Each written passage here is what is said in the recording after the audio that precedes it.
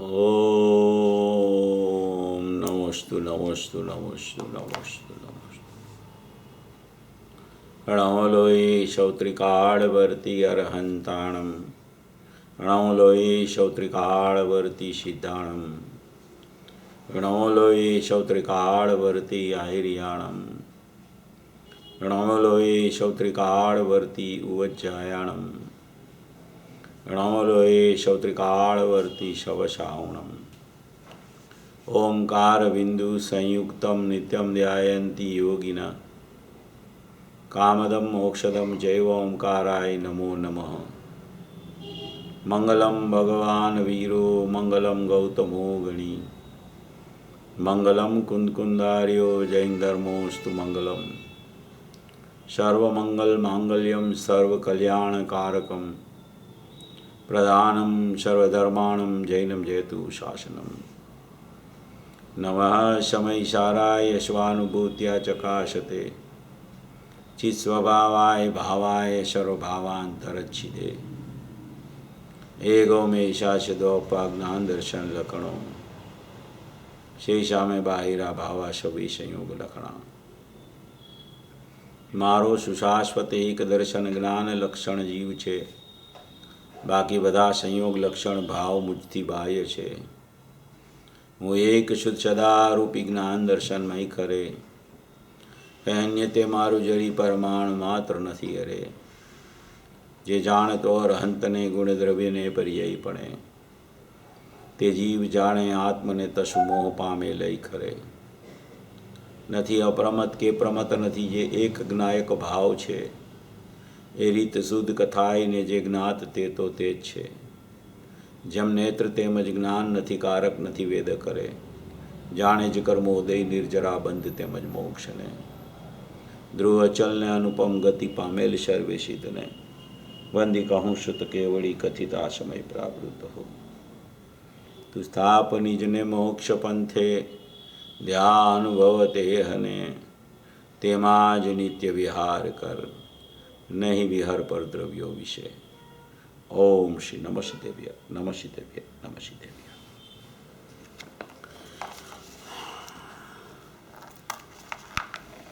आदरणीय श्री लालचंद भाई का जो सिद्धांतों की सर्वाणी का जो 100 बोल है उस पर 10 नंबर के बोल के ऊपर अपनी चर्चा लास्ट संडे को चली थी।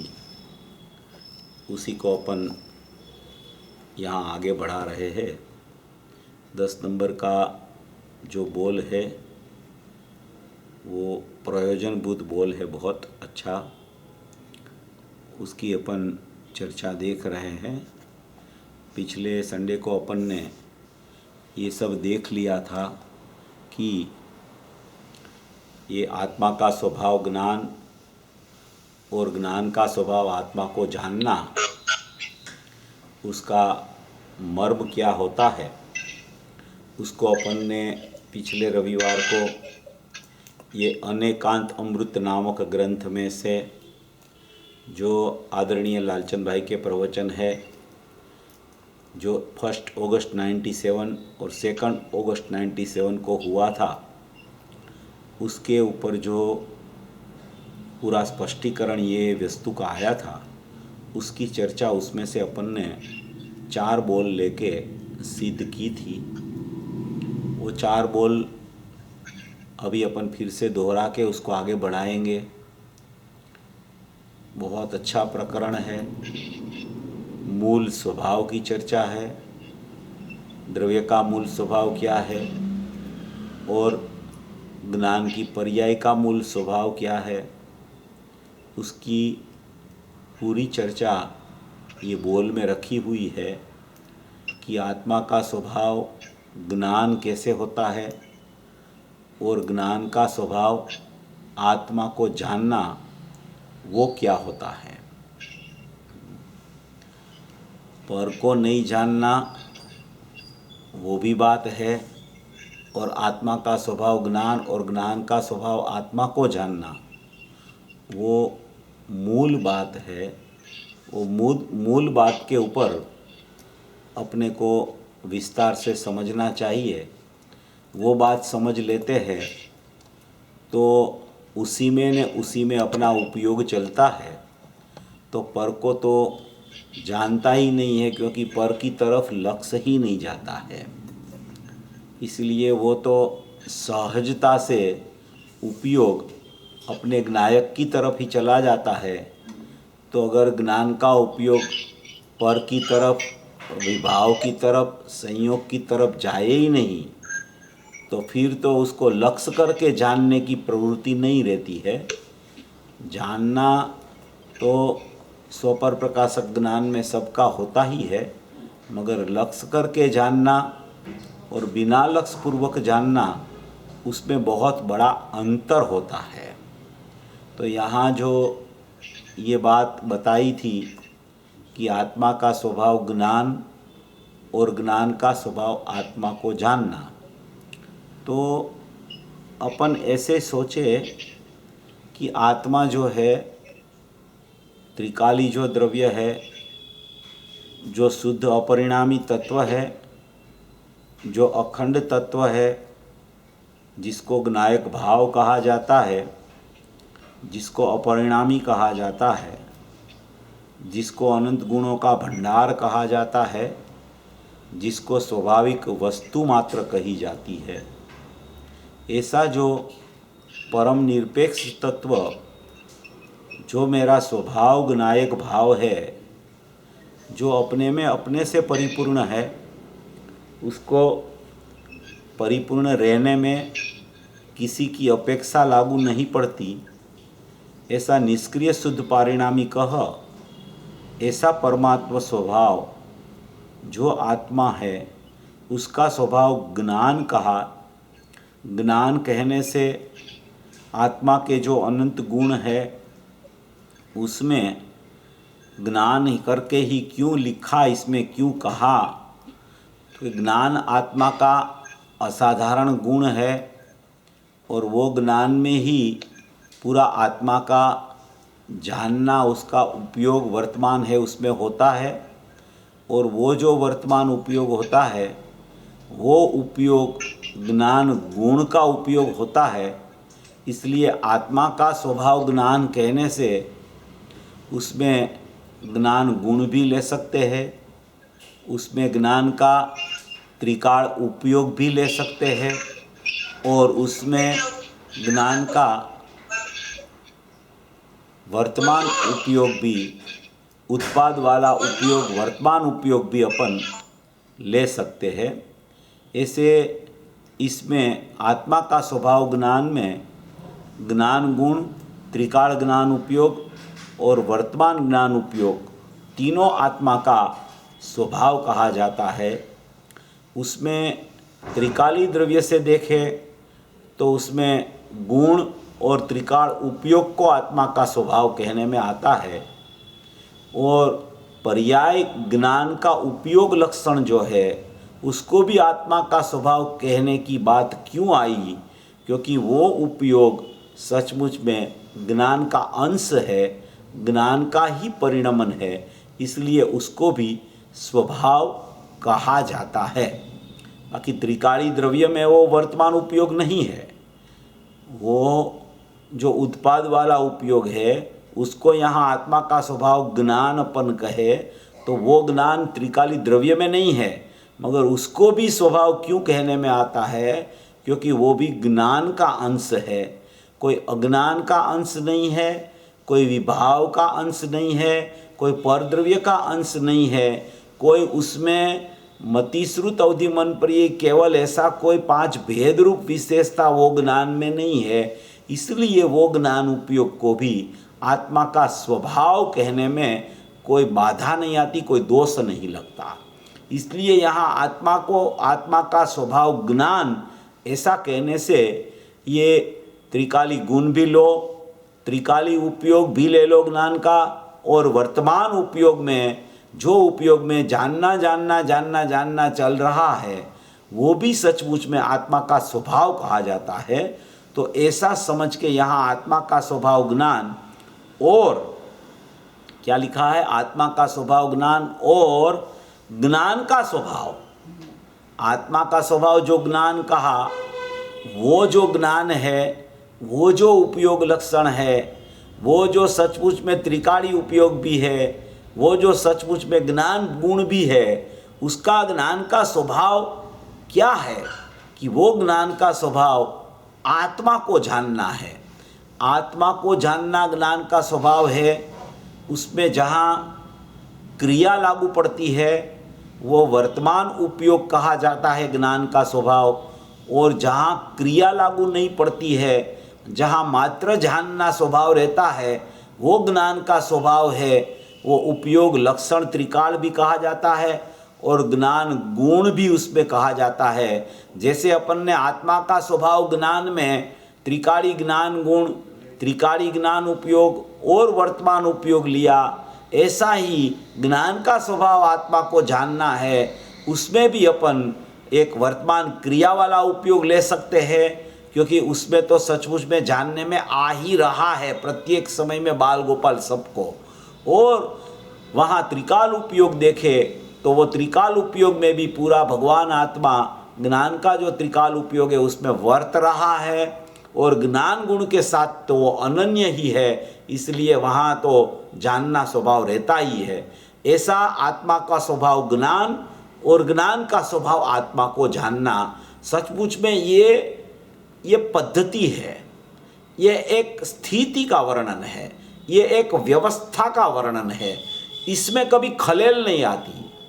चाहे कोई भी जीव हो, अज्ञानी जीव हो, ज्ञानी जीव हो, अभवी जीव हो, भवी जीव हो, जीव मात्र हो, एकेंद्री से लेकर संगनी पंचेंद्री वाला जीव हो, सिद्ध दशा वाला जीव हो, कोई भी जीव हो, उसका आत्मा का स्वभाव ज्ञान होता है, और ज्ञान का स्वभाव आत्मा को जानना यही सचमुच में होता है। ऐसा अविनाभावीपना आत्मा और ज्ञान के साथ प्रत्येक समय में और त्रिकालता से ऐसा स्वभाव उसका भरा पड़ा है। ऐसा यहाँ ये आत्मा का स्वभाव ज्ञान और ज्ञान का स्वभाव आत्मा को जानना, ये बताने में यहाँ आ रहा है। तो इसमें त्रिकाली द्रव्य की अपन चर्चा करें तो ध्रुव स्वभाव है, अपरिणामी स्वभाव है। वो आत्मा का स्वभाव ज्ञान त्रिकाल उपयोग वाला और त्रिकाल गुण वाला है। वो दृष्टि का विषय है, वो स्वाभाविक अभेद है, वो परिपूर्ण तत्व है, वो ज्ञाता दृष्टा भाव है, वो चैतन्य स्वभाव है, वो अभेद अखंड अपरिणामी शाश्वत अघटित घाट, ऐसा चैतन्यमयपना जो है वो सचमुच में दृष्टि का विषय बोला जाता है। और उसके साथ में अगर जब अपन वर्तमान उपयोग को लगा देते हैं तो वो परिणामी द्रव्य हो जाता है, और वो परिणामी द्रव्य है। ऐसा ही ये ज्ञान का स्वभाव आत्मा को जानना, वो ज्ञान का स्वभाव जो बताया उसमें वर्तमान उपयोग से अपन ज्ञान को आत्मा को जानना लेवे तो वो परिणामी हो जाता है। अपरिणामी कायम रहता है, परिणामी प्रत्येक समय में उत्पाद रूप होता है परिणाम, और वो परिणाम प्रत्येक समय में ध्रुव को प्रसिद्ध करता है, इसलिए वो परिणामी में अपरिणामी रहता है। कोई परिणाम का भेद में देखो आप तो अपरिणामी नहीं दिखता है, परिणाम का परिणामीपना में देखो तो आपको अपरिणामी दिखेगा। इसलिए यहाँ आत्मा का स्वभाव ज्ञान और ज्ञान का स्वभाव आत्मा को जानना। अगर ज्ञान का स्वभाव आत्मा को जानना न हो तो ज्ञान का स्वभाव पर को जानना हो जाए, पर को जानना हो जाए तो परिणामी ज्ञान न बन सके, क्योंकि वो ज्ञान का परिणाम का भेद हो गया, और भेद होता है तब ही भिन्नता पर्याय की होती है, और भिन्नता जब पर्याय की होती है तब ही परसन मुक्ता पर्याय में चल सकती है। जब तक वो भेद नहीं होता, भिन्नता नहीं होती, जब तक परिणामीपना ज्ञान की पर्याय में नायक के साथ रहता है, तब वो ज्ञान में आत्मा का ही जानना चलता रहता है। इसलिए यहाँ परिणामी में अपरिणामी बताना है, परिणाम में अपरिणामी नहीं बताना। इसलिए यहाँ आत्मा का स्वभाव ज्ञान है और ज्ञान का स्वभाव आत्मा को जानना है। ऐसा एक ये परिणामीपना ज्ञान का स्वभाव आत्मा को जानना उसमें बताना है, और आत्मा का स्वभाव ज्ञान है उसमें आत्मा त्रिकाली द्रव्य है, वो दृष्टि का विषय बताना है। तो यहाँ ये चर्चा इस तरीके से समझेंगे तब अपने को पता चलेगा कि जब तक परिणाम पृथक रहता है तब तक परिणामीपणा नहीं बनता है, और जब तक परिणामीपणा नहीं बनता है तब तक ज्ञान का स्वभाव आत्मा को जानना ये हो नहीं सकता है। क्योंकि अगर परिणामी होता है तब ही ज्ञान का स्वभाव आत्मा को जान सकता है। वो परिणाम द्रव्य की सन्मुख, माने कि प्रत्येक समय में सामान्य उपयोग में परिणमन ज्ञायक की सन्मुख होके ही हो रहा है। ज्ञायक की सन्मुख होके माने ज्ञायक की सन्मुख में तो सदुपयोग होता है, ज्ञायक के साथ वो उपयोग अनन्य ही रहता है, वो ज्ञेयभूत अभेदपना चलता है। उसको यहाँ ज्ञान का स्वभाव आत्मा को जानना, ऐसा यहाँ कहने में आता है। ये थोड़ी अटपटी बात लगे, थोड़ा ऐसा भी लगे कि ये कैसे हो सकता है, मगर सचमुच में ये स्वरूप ऐसा है। सचमुच में ये ज्ञायक और ज्ञान का स्वरूप ही इस तरीके से रहा हुआ है। अगर इस तरीके से नहीं होता तो कोई जीव को कभी अनुभूति ही नहीं होती। इसलिए यहाँ ये जो विविक्षा से बताया गया है, उस विविक्षा से ही अपन समझेंगे, तभी अपने को ये बात ख्याल में आएगी, नहीं तो ये बात में ख्याल में नहीं आ सकती। जैसे कोई अवयवी होता है ना, अवयवी, तो अवयवी का अवयव होता है, वो अवयव से अवयवी का पता चलता है।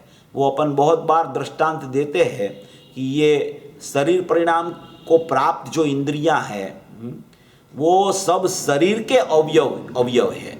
ये शरीर अवयवी है और ये सब इंद्रियां हैं, ये हाथ है, ये सब उसके अवयव कहे जाते हैं। तो ये अवयव जो है वो अवयव से ये अवयवी का पता चलता है। इस पर फिराते हैं तो ये ठंडा है कि गर्म है, ये पता अवयवी से अवयव का पता चलता है। ऐसे ही ये ज्ञान जो है वो ज्ञान आत्मा का एक अवयव है। आत्मा अवयवी है और ज्ञान अवयव है, तो ज्ञान अवयव से अवयवी का पता चलता है। जैसे ये हाथ का टेरवा से ये शरीर में ठंडा गर्मपना क्या है वो पता चलता है, ऐसे ही ये ज्ञान जो अवयव है आत्मा का, वो अवयव से अवयवी का पता चलता है। ऐसे ही ये उपयोग विटड़ा हुआ रहता है द्रव्य में। वो द्रव्य नहीं है मगर द्रव्य से विटा हुआ है, द्रव्य से माने कि लपेटा हुआ है। ये उपयोग पृथक नहीं ऐसे रहता कि चलो ये द्रव्य पृथक है, ये उपयोग पृथक है। ऐसी पृथकता राग की जैसी पृथकता होती है, ऐसी आत्मा का ज्ञान उपयोग की पृथकता कभी नहीं हो सकती। अगर ऐसी पृथकता होवे तो कोई जीव को अनुभूति ही न होवे। जब दृष्टि का विषय सिद्ध करना हो तब ऐसा भी कहा जाए कि वो जो अवयवी है उसमें ये अवयव भी नहीं है, तब ही अवयवी वो सुरक्षित और मालूम पड़ता है, दृष्टि में द्रव्य आता है। मगर जब उसकी अनुभूति की चर्चा करनी हो तो अनुभूति में अगर ज्ञान ज्ञायक को छोड़ दे, अगर ज्ञान सर्वथा पृथक ऐसा हो जाए तो कोई जीव को वो अनुभूति हो सकती नहीं है। इसलिए ये पूरा जैन दर्शन है वो सम्यक एकांत भी है और सम्यक अनेकांत भी है। स्यादवाद से इसका निराकरण होता है।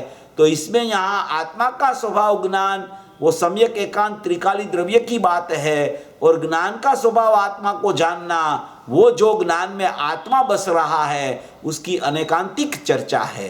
तो ऐसे आत्मा में स्यादवाद का तो सर्वथा अभाव रहता है, मगर अनुभव ज्ञान में स्यादवाद का सद्भाव जो पहले बोल आया था, तो ये आत्मा ज्ञान का स्वभाव आत्मा को जानना ऐसे पता चलता है तो स्यादवाद प्रकट हो जाता है, ऐसा यहाँ बताना चाहते हैं। इस तरीके से इसको समझेंगे तो ये ख्याल में आ जाएगा। इसके 4 बोल अपन ने ये अनेकांत अमृत में से ये 79 नंबर का पेज में से अपन ने 4 बोल की चर्चा उठाई थी। वो पिछले संडे को अपन ने वो देख ली थी कि एक पहला पॉइंट था कि त्रिकाली ज्ञायक भाव है। एक पहला पॉइंट में एक त्रिकाली ज्ञायक भाव है, वो परम पारिणामिक भाव लक्षण है। वो परम पारिणामिक भाव लक्षण वाला चैतन्य जो स्वभाव है वो पहला बोल है, वो त्रिकाली ज्ञायक भाव है, वो सचमुच में ध्येयभूत अभेद है।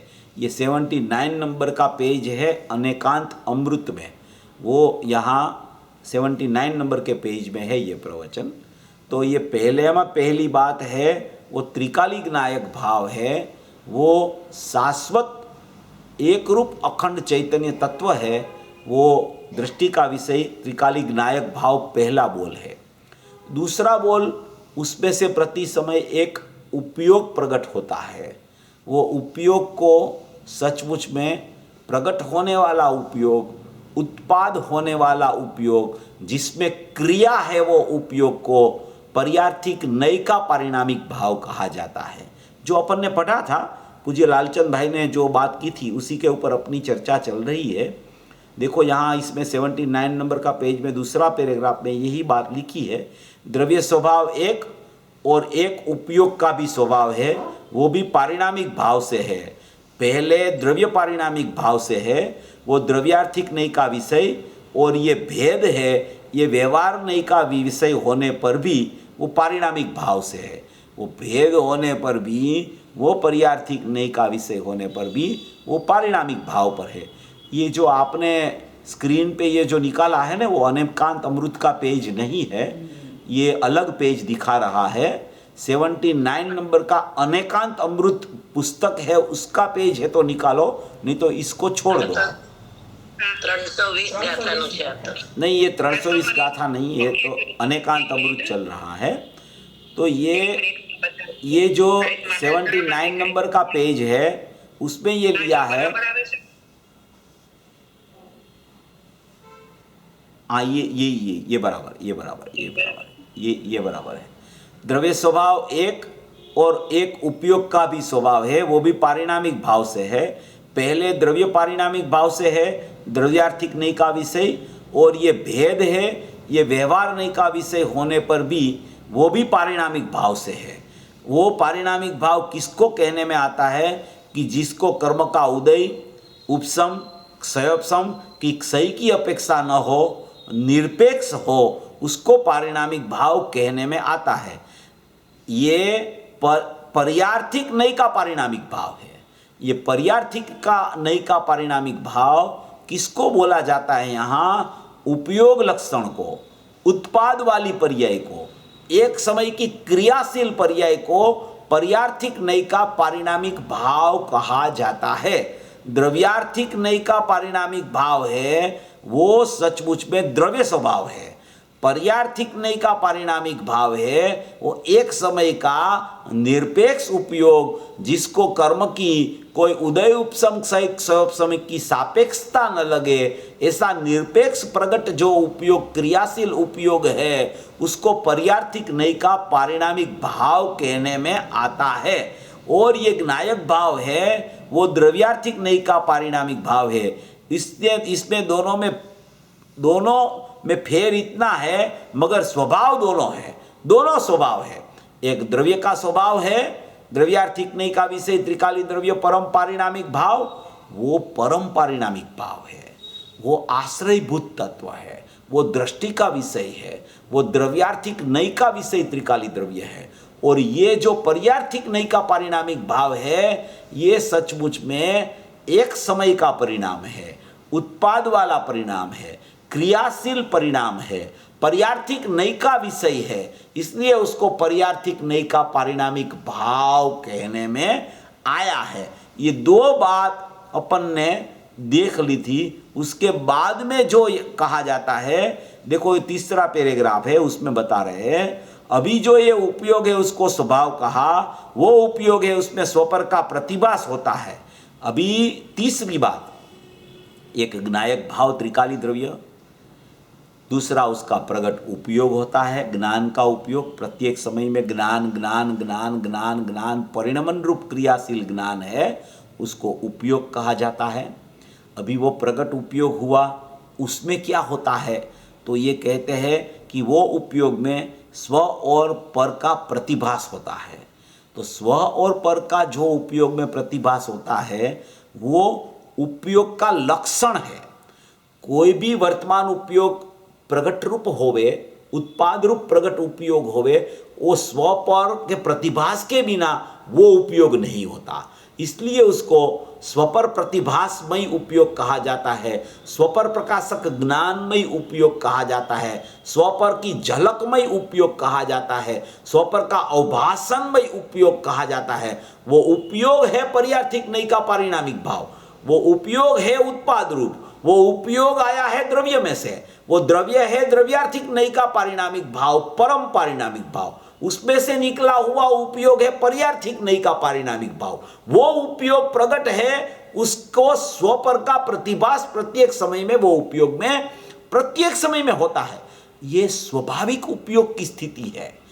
कोई समय ऐसा नहीं होता कि उसमें स्वपर प्रकाशकता, स्वपर प्रतिभासता न हो, ऐसा कोई समय में ये उपयोग नहीं हो सकता। इसलिए वो उपयोग का लक्षण बताया कि उपयोग का लक्षण क्या होता है कि स्वपर का प्रतिभास होना वो उपयोग का लक्षण है। ये लक्षण किसका है तो कि दो का प्रतिभास होता है जिसमें, इसलिए उपयोग में ये उपयोग का लक्षण प्रतिभास हो, ऐसी उसमें स्वच्छता है।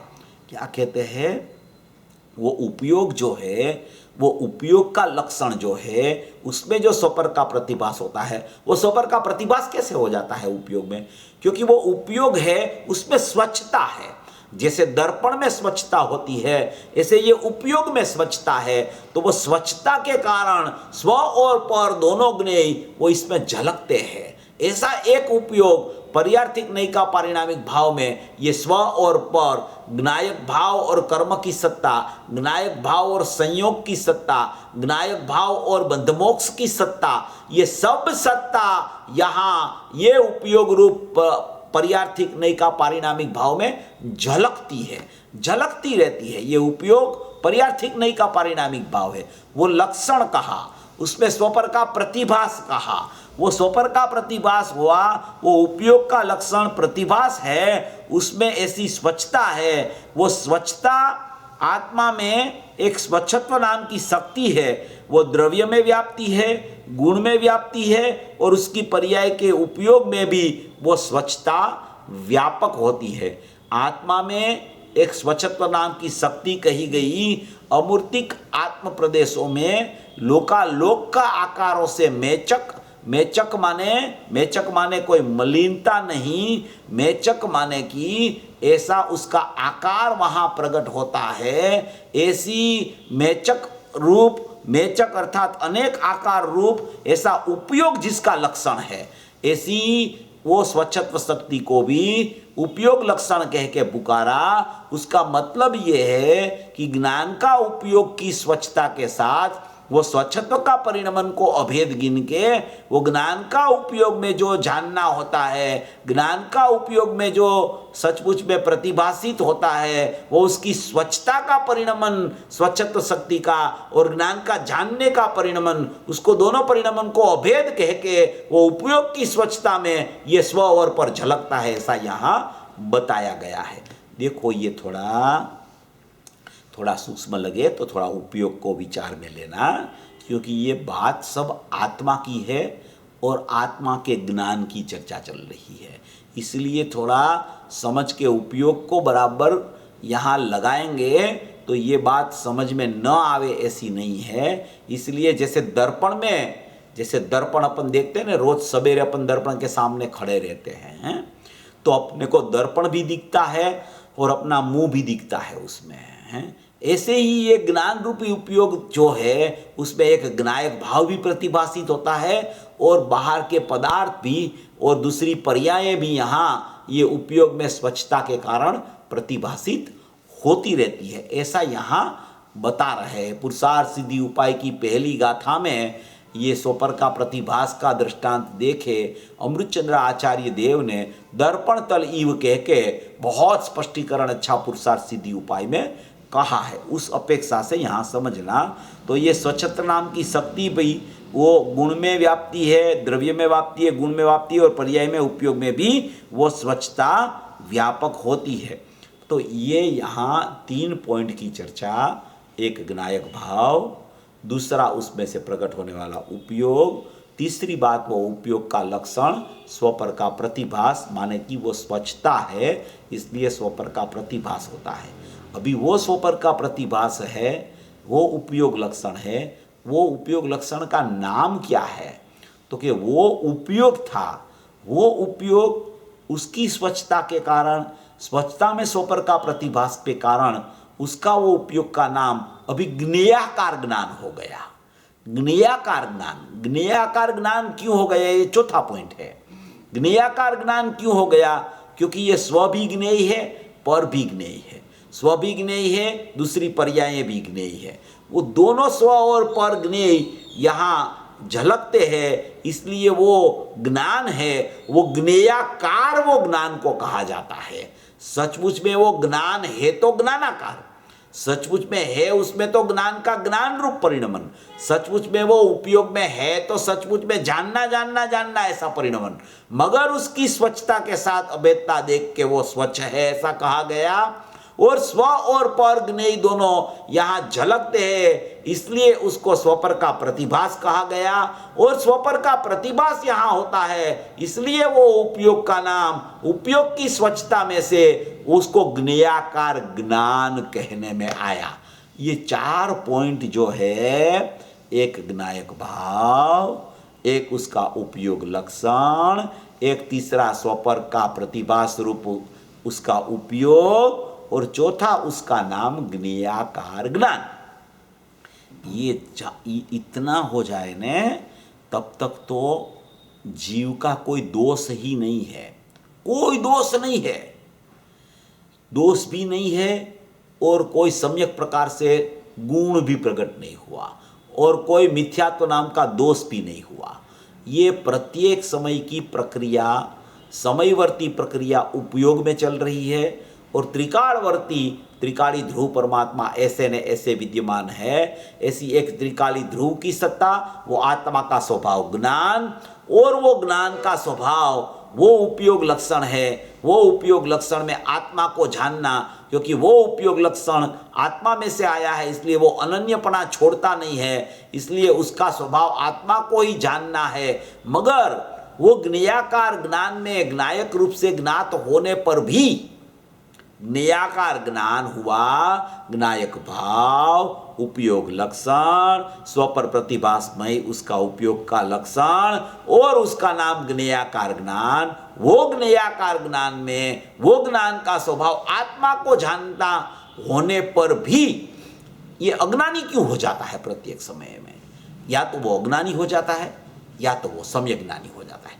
ये 2 भेद है। ये 2 भेद जो है मिथ्या ज्ञान और सम्यक ज्ञान के, वो उसी समय में, जिस समय में उपयोग है, जिस समय में स्वपर का प्रतिभास है, जिस समय में ज्ञेयाकार ज्ञान है, उसी समय में या तो वो जीव अज्ञानी हो जाता है, या तो वो जीव ज्ञानी हो जाता है। ये बात यहाँ कहने में आई है, इसलिए वो यहाँ जो 10 नंबर का बोल आया ना, आत्मा का स्वभाव ज्ञान और ज्ञान का स्वभाव आत्मा को जानना। अभी ये ज्ञान का स्वभाव आत्मा को जानना है, ऐसा उपयोग ऐसा चलने लगे उसका कि मेरा ज्ञान का स्वभाव में तो ज्ञायक ही जानने में आ रहा है, जाननहार ही जानने में आ रहा है, सदा ही ज्ञान में ज्ञायक ही प्रतिष्ठित है, ज्ञायक को ज्ञान ने छोड़ा ही नहीं है। कथनचित अनन्यपना होने से वो ज्ञान में ज्ञायक ही बस रहा है। अगर वो उसके ख्याल में आ जाए तो ज्ञेयाकार अवस्था में ज्ञायक जानने में आ जाता है, मगर वो उसको ख्याल में नहीं आता। इसलिए क्या होता है कि स्वपर का जो प्रतिभास होता है ना, स्वपर का प्रतिभास लिया ना, तीसरा बोल में जो स्वपर का प्रतिभास उपयोग लक्षण में लिया, वो उपयोग लक्षण में स्वपर का प्रतिभास हो गया। वो उपयोग लक्षण का नाम चौथा बोल में ज्ञेयाकार ज्ञान पड़ गया। तो ज्ञेयाकार ज्ञान में वो दोनों स्व और पर दोनों का प्रतिभासितपना है, इसलिए उसको ज्ञेयाकार ज्ञान कहा। तो ज्ञेयाकार ज्ञान में सचमुच में तो ज्ञायक भाव जानने में आता होने पर भी इसमें पंचाध्याय का एक दाखला दिया है। पंचाध्याय का एक 558 नंबर की गाथा है पहले भाग की, उसका भी स्पष्टीकरण ये लालचंद भाई ने किया है।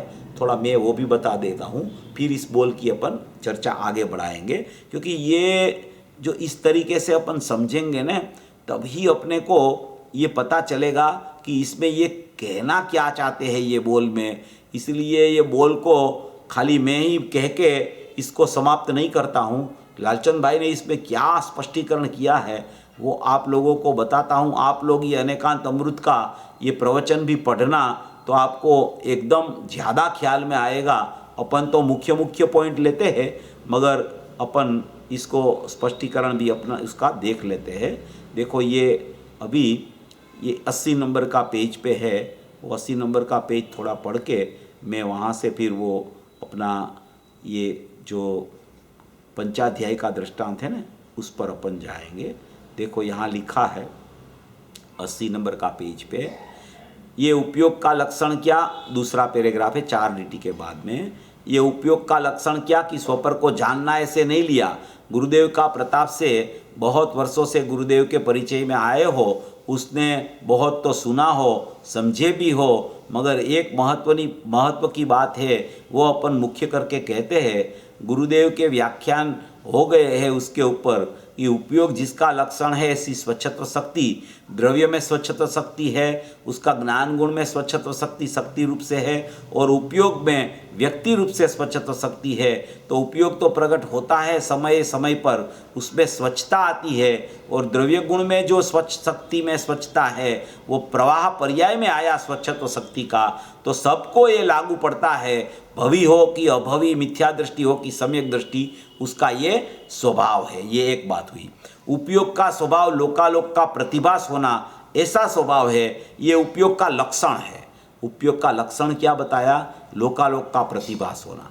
लक्षण माने उसका स्वभाव है वो अनादि अनंत। जैसे उपयोग अनादि अनंत है, ऐसे उपयोग में स्वपर का प्रतिभास होता है, वो भी अनादि अनंत है। वो गुण है, दोष नहीं है। देखो क्या कह रहे हैं, उपयोग में स्वपर का प्रतिभास होता है, वो उपयोग का गुण है, वो उपयोग की व्यवस्था है। उपयोग की स्वच्छता के कारण स्व पर प्रतिभासित हुए बिना रहता ही नहीं। देखो ये प्रतिभास की चर्चा में बहुत सी बातें आती है। कहीं कहीं प्रतिभास का अर्थ ज्ञान के लिए भी लागू पड़ता है। वो ज्ञान के लिए जब प्रतिभास का अर्थ किया जाए तब अलग चर्चा होती है। ये प्रतिभास झलक की अपेक्षा से कहा जाता है। ये झलक, स्व पर की झलक, स्व और पर झलकते हैं ज्ञान में, उसका नाम स्व और पर का प्रतिभास कहा जाता है। शास्त्रों में भी कहीं जगह आया है कि प्रतिभास माने ज्ञान, ज्ञान माने कि ज्ञान में प्रतिभास, ज्ञान में प्रतिभास। तो ज्ञान में प्रतिभास का अर्थ शास्त्रों में बहुत जगह पे ज्ञान में जानने के अर्थ के रूप में भी आया है। तो वो जानने के रूप में अर्थ में आया, उसको कोई ऐसा समझ ले कि यहाँ जो स्वपर का प्रतिभास कहा वो ज्ञान में जानने के अर्थ में है, तो लोकालोक का प्रतिभास जैसे होता है ऐसा कहा जाए, तो ऐसा कोई समझ ले कि ज्ञान में लोकालोक का जानना हो जाता है, तो वो तो केवली को होता है। छद्मस की अवस्था में लोकालोक का जानना तो नहीं होता है। तो ये प्रतिभास का अर्थ यहाँ ज्ञान के संदर्भ में नहीं कहा जाता, प्रतिभास का अर्थ यहाँ झलक के अर्थ में बताया जा रहा है। इस तरीके से समझना, क्योंकि बहुत सी जगह पे प्रतिभास का अर्थ ज्ञान के संदर्भ में कहा जाता है कि ज्ञान में स्वपर को जानना, उसका नाम स्वपर का प्रतिभास। तो लोकालोक को जानना, उसका नाम भी ज्ञान में प्रतिभास हुआ, लोकालोक का ऐसा कहने में आता है। तो प्रतिभास का अर्थ यहाँ ऐसा नहीं कहा जाता है कि लोकालोक का जानना हो रहा है। जानना और प्रतिभासन, वो दोनों का भेद यहाँ करके यहाँ मात्र प्रतिभासन की चर्चा है। वो प्रतिभासन होने से जानने में या तो स्व आता है छद्मस्त को, या तो जानने में छद्मस्त को पर आता है। ये विविक्षा यहाँ है। प्रतिभास दोनों का है, जानना एक समय में एक का होता है। केवल ज्ञानी को लोकालोक का जानना जैसे एक समय में होता है, ऐसे यहाँ छद्मस की अवस्था में जानना लोकालोक का माने स्व और पर दोनों का एक समय में हो जाता है, ऐसी चर्चा यहाँ नहीं है। यहाँ दोनों का प्रतिभास होता है, वो चर्चा है। जानता है या स्व को तो सम्यक ज्ञान, जानता है या पर को एकांत से तो मिथ्या ज्ञान, ये चर्चा यहाँ करने में आई है। लालचंद भाई का अभिप्राय ये प्रतिभास के संदर्भ में इस तरीके से स्पष्टीकरण का था। तो कहीं लोगों को वो बात समझ में भी नहीं आई, तो उसने ऐसा कह दिया कि लालचंद भाई तो ऐसा कहते हैं कि स्वपर का प्रतिभास हो रहा है, लोकालोक का प्रतिभास छद्मस्त को भी हो रहा है, तो वो तो केवली हो गया। वो ऐसा नहीं है, ऐसी बात कहने की उसका आशय नहीं है। कोई खुद भी छद्मस्त जीव हो, वो किसी को केवली थोड़ी सिद्ध करता है कि सब केवली हो गए हैं, ऐसा थोड़ी बोलता है कोई। ये क्या है, समझ फर्क में बहुत ज्यादा बड़ा फर्क हो जाता है। प्रतिभास का अर्थ यहां जो करने में आ रहा है, स्वपर का प्रतिभास, वो माने कि ज्ञायक का भी ज्ञान उपयोग में प्रतिभास और पर पदार्थ ज्ञेय और दूसरी पर्याय उसका भी प्रतिभास ज्ञान का परिणमन में होता है, वो ज्ञान की स्वच्छता के कारण होता है। ऐसा स्वपर का प्रतिभास बताने में आ रहा है। ज्ञान स्वपर को जानता है केवल ज्ञान की तरह, ऐसा यहां नहीं कहने में आ रहा है। इस तरीके से ये बात विचार में लेने से ये प्रतिभास का मर्म समझ में आएगा। नहीं तो ऐसा होगा, देखो ये स्वतंत्र पुरुषार्थ से निर्णय करने की चर्चा है, क्योंकि अन्य लोग को अपन कोई पूछेंगे न, तो प्रतिभास का अर्थ वो ज्ञान ही करेगा। अगर वो ज्ञान करेगा तो उसमें अटपटा ये प्रकरण हो जाएगा कि इसमें लोकालोक का प्रतिभास होता है, तो ज्ञान में तो लोकालोक का जानना हो गया, तो वो तो केवली को है, छद्मस को तो नहीं है। अरे भैया, यहाँ जानने की विविक्षा नहीं है, यहाँ ज्ञान की विविक्षा में, प्रतिभास की विविक्षा में स्वपर का झलकन होता है, ये कहने में आता है। ज्ञान उसको जानता है, दोनों को एक समय में एक साथ छद्मस्त का ज्ञान, ये कहने में नहीं आ रहा है। वो जानता है एक समय में एक को, या तो वो स्व को जाने तो सम्यक ज्ञान, या तो वो पर को जाने एकांते तो मिथ्या ज्ञान। वो मिथ्या ज्ञान और सम्यक ज्ञान वो प्रतिभास हो गया और ज्ञेयाकार ज्ञान बन गया।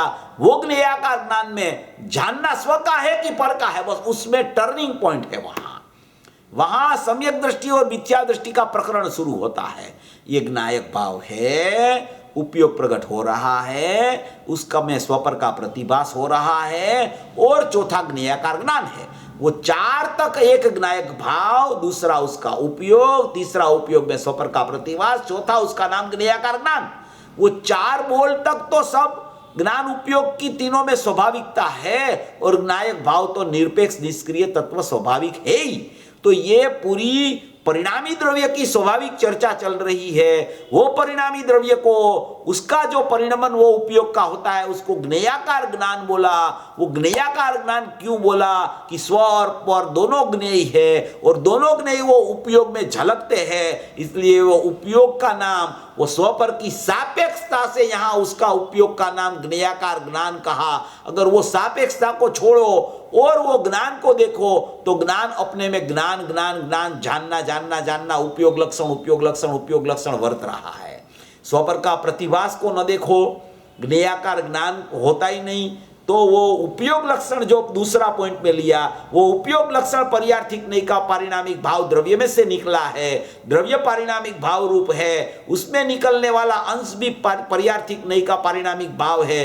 अगर वो पर्यार्थिक नहीं का पारिणामिक भाव उपयोग लक्षण ज्ञान का परिणमन है, उसमें स्वपर का प्रतिभास लगाओ, उसको ज्ञेयाकार ज्ञान बोलो, तो वो उपयोग में उतनी उसकी सापेक्षता लग गई। वो सापेक्षता लगी होने पर भी वो उपयोग निरपेक्ष रहता है। वो उसकी स्वाभाविक स्वच्छता के कारण ये सचमुच ज्ञेय झलकते हैं, वो ज्ञेय झलकते हैं, मगर ज्ञान में ज्ञानपना छुपता नहीं है। वो चाहे ज्ञेय झलके तो भले झलके, मैं तो ज्ञान रूप रहता हूं, ऐसी उसकी व्यवस्था यहां बताने में आ रही है। इसलिए आत्मा का स्वभाव ज्ञान और ज्ञान का स्वभाव आत्मा को जानना, ये यहाँ कहने में आता है। वो आत्मा को जानना, वो उपयोग लक्षण जो पर्यार्थिक नहीं का पारिणामिक भाव है, वो अंदर से निकला है, इसलिए वो कथनचित अनन्यपना नहीं छोड़ता।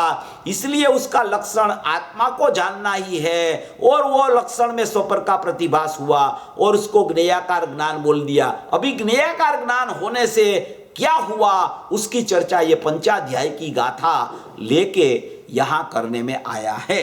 ये थोड़ा प्रकरण इस तरीके से समझना चाहिए इस तरीके से समझेंगे तो एकदम बराबर इसमें ख्याल आ जाएगा कि इसमें क्या कहना चाहते हैं।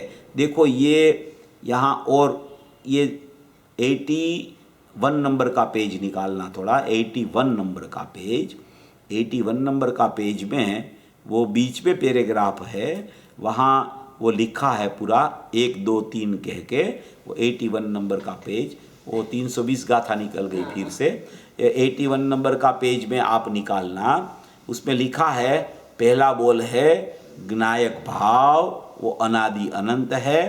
पहला लिखा है ज्ञायक अनादि अनंत, दूसरा लिखा है उपयोग प्रकट होता है, वो भी अनादि अनंत। तीसरा लिखा है उसमें स्वपर का प्रतिभास होता है, वो भी अनादि अनंत। वो तीनों स्वभावभूत है, तीन में से कोई भी भावभूत नहीं है और स्वभाव ही है उसका ज्ञान उपयोग का। अब चौथी बात आती है, वो चौथी बात समझने जैसी है जिसमें प्रयोग करना है। क्या कहते हैं, ये 4 नंबर की बात है, उसमें प्रयोग करने की बात है। ये इसमें निकले तो निकाल लेना अनेकांत अमृत का, ये 320 की गाथा का फिर से पेज आ गया है। इसलिए ये 4 नंबर की बात है, वो चौथी बात है, वो समझने जैसी है जिसमें प्रयोग करना है। वो जो स्वपर का प्रतिभास हुआ उपयोग में, ये उपयोग का नाम क्या है, तो उपयोग का लक्षण कहा कि स्वपर का प्रतिभास, तो उसका लक्षण, वो उपयोग का नाम क्या है, वो उपयोग का नाम उपयोग न रहा मगर ज्ञेयाकार ज्ञान ऐसा नाम उसका हो गया। ज्ञायक है, उपयोग प्रकट होता है, उपयोग में स्वपर का प्रतिभास होता है और वो उपयोग का नाम ज्ञेयाकार ज्ञान हो गया। ये 4 बोल तक तो कोई प्रॉब्लम नहीं है, ये 4 बोल तो स्वाभाविक परिणमन है। अब ज्ञेयाकार ज्ञान, उसका मतलब क्या कि स्वपर का ज्ञेय जिसमें प्रतिभासता है वो विविक्षा लेके उसको ज्ञेयाकार ज्ञान कहने में आता है। अब ज्ञेयाकार ज्ञान का विषय क्या है, बस ये प्रयोजनभूत बात, अभी उसका विषय क्या है, वो प्रयोजनभूत बात ये ज्ञान से नक्की होती है। ये ज्ञान का ज्ञेयाकार ज्ञान से नक्की होती है कि वो ज्ञेयाकार ज्ञान में ज्ञायक जानने में आता है, कि ज्ञेयाकार ज्ञान में दूसरी पर्याय जानने में आती है, कि पर पदार्थ जानने में आता है, कि संयोग जानने में आता है। इसमें ये पूरा भेद ज्ञान का प्रकार, ये चौथा बोल में ये भेद ज्ञान का प्रकार है। उसमें ये 82 नंबर का पेज पे ये पंचाध्यायी की गाथा का दृष्टांत दिया है। 558 नंबर की गाथा है, वो 558 नंबर की गाथा में ये प्रकरण आया है कि ज्ञान अर्थविकल्पात्मक होता है। अर्थविकल्पात्मक होता है उसका मतलब कि ज्ञान में स्वपर का प्रतिभास होता है, जैसे दर्पण में प्रतिभास होता है वैसे ज्ञान में प्रतिभास होता है। बाद में वो प्रतिभास के समय उसका लक्ष्य कहाँ है, बस ये पूरी चर्चा लक्ष्य से शुरू होती है। उसका लक्ष्य ज्ञेयाकार ज्ञान है, तो ज्ञेयाकार ज्ञान के टाइम में उसका लक्ष्य कहाँ है। ज्ञेयाकार ज्ञान के टाइम में उसका लक्ष्य ज्ञायक पर है कि ज्ञेयाकार ज्ञान के टाइम में उसका लक्ष्य दूसरी पर्यायों पर है, संयोग पर है, कि निमित्त रूप कर्म के ऊपर है। उसके ऊपर पूरी भेद ज्ञान की प्रक्रिया शुरू होती है और वो भेद ज्ञान की प्रक्रिया में जो ज्ञेयाकार अवस्था में ज्ञायक रूप से ज्ञायक ज्ञात हो जाता है जिसको, उसको स्वसंवेदन रूप सम्यक ज्ञान प्रकट होता है। और ज्ञेयाकार ज्ञान में जिसको पर पदार्थ की झलक देख के, दूसरी पर्यायों की झलक देख के, वो उसको मोहराग द्वेष की झलक देख के ज्ञान में उसको ऐसा लगता है कि ये ज्ञान में वो मोहराग द्वेष आ गया, मैं मोही हो गया, मैं रागी हो गया, मैं द्वेषी हो गया। ऐसा ज्ञेयाकार ज्ञान में अगर उसको पर का प्रतिभास का आविर्भाव हो जाता है तो स्व का प्रतिभास का आविर्भाव छूट जाता है। स्व का प्रतिभास ज्ञायक का प्रतिभास वो ज्ञान में तिरोभूत हो जाता है और पर का प्रतिभास का आविर्भूत माने की प्रगटपना हो जाता है, तो वो ज्ञान का नाम सचमुच में मिथ्या ज्ञान पड़ जाता है। और जब वो उसको ख्याल में आ जाता है कि मेरा ज्ञान में तो ज्ञायक ही जानने में आ रहा है, तो वो ज्ञान का नाम सम्यक ज्ञान पड़ जाता है। इसमें ये बोल में 10 नंबर के बोल में आया कि आत्मा का स्वभाव ज्ञान और ज्ञान का स्वभाव आत्मा को जानना, वो पहले ये आया। फिर उसमें लिखा बहुत अच्छी तरह से ये बात समझने लायक है। आत्मा का स्वभाव ज्ञान और ज्ञान का स्वभाव आत्मा को जानना वो, और पर को न जानना वो है। देखो, ये पर को न जानना, आत्मा का स्वभाव ज्ञान, ज्ञान का स्वभाव आत्मा को जानना, और पर को न जानना। आत्मा को जानना वो ज्ञेयाकार ज्ञान में ज्ञायक जानने में आता है, और पर को न जानना माने कि ज्ञेयाकार ज्ञान में दूसरी पर्याय संयोग और कोई पर पदार्थ जानने में नहीं आता है। ऐसा अस्थि से ज्ञायक जानने में आता है ज्ञेयाकार ज्ञान में, और उसकी नास्ति से देखे तो और कुछ जानने में नहीं आता। ऐसा जब उपयोग में वो स्वपर प्रकाशक, स्वपर प्रतिभासमयी वो ज्ञान में, जब ज्ञेयाकार ज्ञान में ज्ञायक जानने में आता है, जो छठी गाथा में प्रयोग बताया कि ज्ञेयाकार अवस्था में ज्ञायक रूप से ज्ञात हुआ, वही स्वरूप प्रकाशन की अवस्था में कर्ता कर्म का अनन्यपना होने से ज्ञायक तो ज्ञायक ही है। वो जो बताया वो सचमुच में जो ये विधि चली पूरी, वो विधि का फल स्वरूप प्रकाशन में आया। स्वरूप प्रकाशन कब होता है कि ज्ञेयाकार अवस्था होती है, उस समय ज्ञान का स्वभाव आत्मा को जानना है। ऐसे ज्ञेयाकार अवस्था में ज्ञायक जब जानने में आ जाता है, वो जानने में ज्ञेयाकार अवस्था में ज्ञायक रूप से ज्ञात हुआ, वहां भी अभी जाने में जणाया, उसमें लिखा है ज्ञेयाकार अवस्था में ज्ञायकपणे जणायो। ज्ञेयाकार अवस्था में ज्ञायकपणे जणायो, वो अभी भी क्या है, वो स्वरूप प्रकाशन नहीं हुआ। वो सविकल्प स्वसंवेदन की चर्चा आई है। निर्विकल्प स्वसंवेदन स्वरूप प्रकाशन की अवस्था में होता है। यहाँ लिखा कि ज्ञान का स्वभाव आत्मा को जानना, वो अस्थि वाली बात आई कि ज्ञान का स्वभाव क्या है, तो क्या आत्मा को जानना है। उसमें दूसरी बात रखी कि आत्मा को जानना और पर को नहीं जानना वो है। ये दोनों अस्थि नास्ति अनेकांत एक साथ में ज्ञेयाकार अवस्था में जब चलने लगते हैं, तो वो ज्ञेयाकार अवस्था ज्ञायक की सन्मुख अभेद होकर परिणम जाती है, तो वो ज्ञान का आकार रूप हो जाती है। तो ज्ञेयाकार अवस्था का तिरोभाव, विशेष रूप अवस्था का तिरोभाव और सामान्य ज्ञान का आविर्भाव रूप दृष्टि ज्ञायक में लगने से वो आत्मा का स्वभाव ज्ञान और ज्ञान का स्वभाव आत्मा को जानना और पर को नहीं जानना, उसमें उसको सम्यक परिणमन की स्थिति प्रकट हो जाती है। तो ये बोल में इतना कहना है कि ये ज्ञायक भाव है, उपयोग लक्षण प्रकट होता है, उपयोग लक्षण में स्वपर का प्रतिभास होता है, उसका नाम ज्ञेयाकार ज्ञान है, और उसमें लक्ष्य उसका ज्ञेय के ऊपर, पर ज्ञेय के ऊपर है कि उसका लक्ष्य स्वज्ञेय के ऊपर है। अगर ज्ञेयाकार ज्ञान में ज्ञायक रूप से ज्ञात हुआ, तो वो ज्ञायक की तरफ उसका ज्ञेयाकार ज्ञान चला जाता है और पर से विमुख हो जाता है, पर से व्यावृत हो जाता है। और ज्ञेयाकार रूप से, ज्ञेयाकार अवस्था में ज्ञायक रूप से ज्ञात होने पर भी उसकी महिमा नहीं आई, उस तरफ ज्ञान उपयोग नहीं गया, और पर की सन्मुख दूसरी पर्यायों की तरफ, संयोग की तरफ अगर वो ज्ञेयाकार ज्ञान चला गया, तो प्रतिभास तो दोनों का है, कोई भी जगह ज्ञान जा सकता है। पर का प्रतिभास को कोई हटा नहीं सकता। ऐसे दर्पण को मेरे को क्लीन करना है, स्वच्छ रखना है, तो मेरा मुंह उसमें नहीं दिखे, मैं मुंह निकाल दूं उसमें से। अरे तेरा मुंह दिखे तो उसमें कोई मलिनता नहीं हो जाती। अगर वो तेरा मुंह दिखने से मलिनता हो जाती, तो सचमुच में तो वो दर्पण स्वच्छ ही नहीं रहता, तो तेरा मुंह ही नहीं दिखता। इसलिए उसकी स्वच्छता को हटाने वाला काम हो जाता है। जो मुंह को देखना बंद करने वाला है, वो ज्ञान की स्वच्छता का घाती है, वो ज्ञान की स्वच्छता को हटा रहा है। ज्ञान की स्वच्छता में स्वपर का प्रतिभास प्रत्येक समय में होता रहता है, उसको कोई हटा नहीं सकता। अगर वो पर का प्रतिभास को हटाने जाए, तो स्व का प्रतिभास भी हटाना पड़ेगा उसको। इसलिए दोनों प्रतिभास अनिवार्य है, दोनों का प्रतिभास अनिवार्य है। लक्ष्य दोनों में से किसी का अनिवार्य नहीं है। अगर आप कहे कि वो प्रतिभास पर का है, इसलिए पर का लक्ष्य करना ही पड़े, तो ऐसा प्रश्न खड़ा होता है कि पर का प्रतिभास है इसलिए पर का लक्ष्य करना ही पड़े, तो स्व का प्रतिभास भी है तो स्व का भी लक्ष्य करना ही पड़े, तो तू ज्ञानी हो जाएगा। ऐसा नहीं होता है। उसकी पुरुषार्थ की तीव्रता, उसकी समझ की तैयारी, उसके ऊपर या तो वो ज्ञेयाकार ज्ञान में पर का लक्ष्य कर लेता है या तो वो ज्ञेयाकार ज्ञान में स्व का लक्ष्य कर लेता है। वो उसके पुरुषार्थ के अधीन है, उसकी समझ के अधीन है।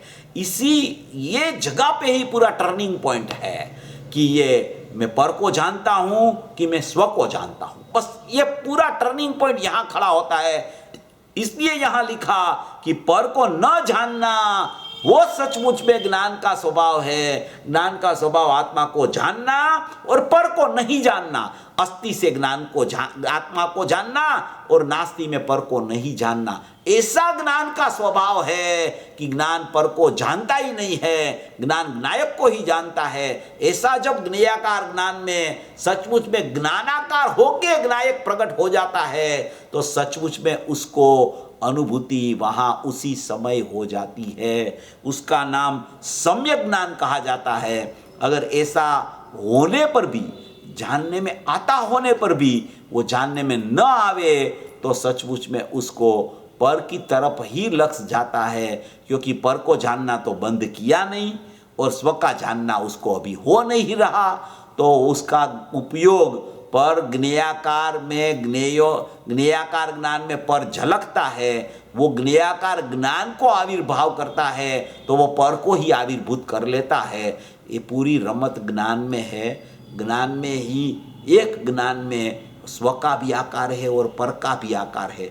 वो स्व का आकार माने स्वरूप, पर का आकार माने पर का स्वरूप। ऐसा ज्ञान प्रत्येक समय में हो रहा है। वो ज्ञान में से स्व का आकार माने जो स्वरूप है, ऐसा मैं स्व हूं, ऐसा अगर वो लेवे तो सम्यक ज्ञान। और पर का आकार है ऐसा पर सन्मुख वो स्व की सन्मुख उपयोग न गया और पर की सन्मुख चला गया तो उसमें मिथ्या ज्ञान की प्रकटता हो जाता है। इसलिए यहाँ लिखा कि आत्मा का स्वभाव तो ज्ञान ही है और ज्ञान का स्वभाव तो आत्मा को जानना है। मगर ज्ञान का स्वभाव आत्मा को जानना और पर को न जानना वो है। उसका मतलब यह है कि आत्मा को जानना है, आत्मा को जानना है, आत्मा को जानना है और पर को जानता ही रहता है। पर को नहीं जानता तब आत्मा को जानना होता है और जब आत्मा को सचमुच जानना हो जाता है तब पर का जानना बंद होता है। ऐसा अस्ति नास्ति अनेकांत कह के सम्यक एकांत पूर्वक सम्यक अनेकांत का प्रकरण इसमें ये आदरणीय लालचंद भाई ने बताया है। तो इस विधि से, इस क्रम से ऐसी दृष्टि बनाकर, ऐसा ज्ञान सम्यक बनाकर अपन अगर पुरुषार्थ करेंगे ऐसा ज्ञान में समझ करके तो वो ज्ञान की सम्यकता हुए बिना रहेगी ही नहीं। ऐसा पंचाध्याय का भी आधार है, वो आप देख लेना। ये पढ़ने लायक है अनेकांत अमृत। सब लोग पढ़ेंगे तो और खुलासा उसमें से मिलेगा, क्योंकि वो लालचंद भाई ने तो बहुत दृष्टांत दे के भी स्पष्टीकरण किया है। अपन तो इतना लंबा नहीं करते क्योंकि उसमें तो एक बोल में बहुत लंबा 2, 4, 5, 6 प्रवचन हो जाए, स्वाध्याय हो जाए। इसलिए उसमें से आप पढ़ना। मूल बात मैंने कही है, ऐसा ये बोल में कहने का आशय है। ऐसा स्वरूप समझकर सभी भविजीव मोक्ष मार्ग में प्रयाण करे, ऐसी मंगल भावना। चेतन भाई, हाँ, जय जिनेन्द्र। જય હિન્દ। ગયા વખતે હજી ખુલાસો નતો કર્યો ને તમે જ્ઞાયકાર જ્ઞાનનો આજે જે કર્યો, તો ગયા વખતે જરા ખૂંચતું હતું કે ચોથા બોલનો નામ જ્ઞાયકાર જ્ઞાન કેમ આપ્યું, એટલે જરા ખટક રહેતી હતી। હવે આજે બરાબર વાત થઈ ગઈ કે એને જ્ઞાયકાર કેમ કહેવાય છે। એમાં ત્યાં સુધી શું હતું કે પહેલું, બીજું અને ત્રીજું એ બધું નિરપેક્ષ છે અને ચોથું પછી તમે એને જ્ઞાયકાર લાવો તો એની અપેક્ષા આવી જાય છે, એટલે જરા ખૂંચતું હતું એ। હવે આજે ખુલાસો થઈ ગયો। બરાબર, સાચી વાત છે। અને એ પણ બહુ સરસ કહ્યું તમે કે જ્ઞાયક જ્યાં જણાય છે કેવું છે છઠ્ઠી ગાથાનું, ત્યાં સુધી સવિકલ્પ સસંવેદન છે, પછી અંકોદન છે, એટલે એ બહુ ખુલાસો સારો હતો।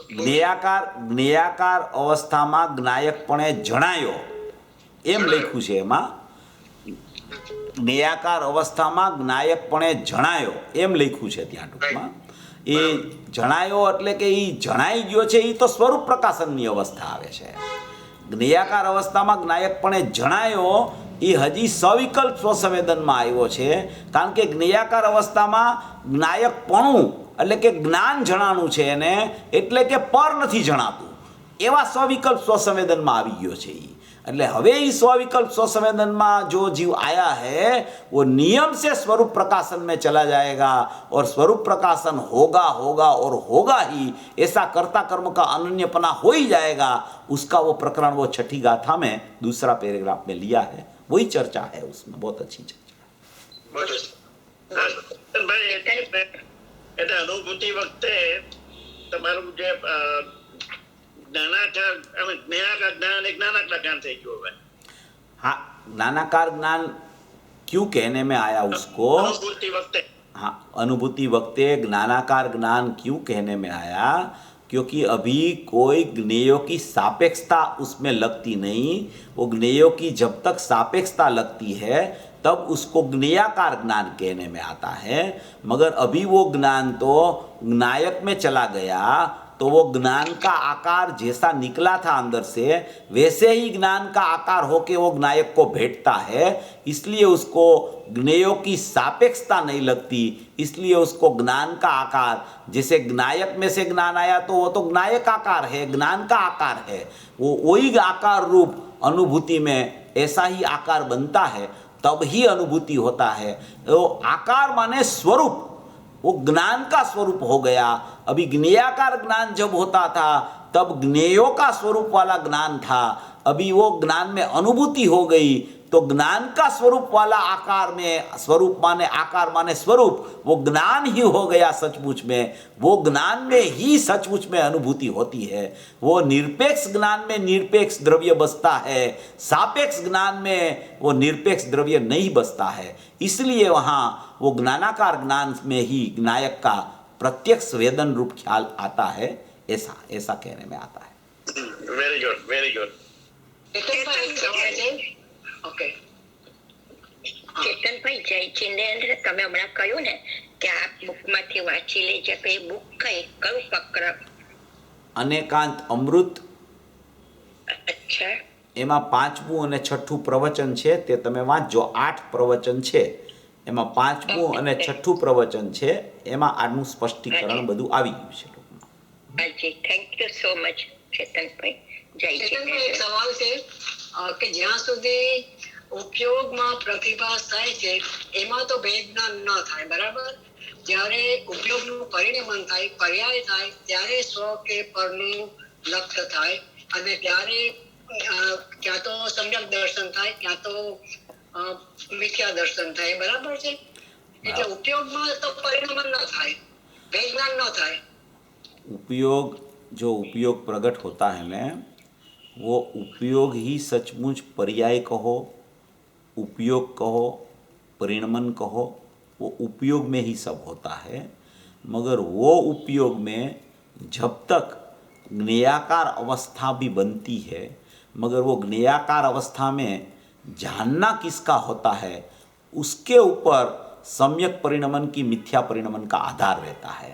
जब वहाँ जानने में ज्ञान की पर्याय में ज्ञायक आने लगा तो वो सम्यक ज्ञान होने का चांस है उसको।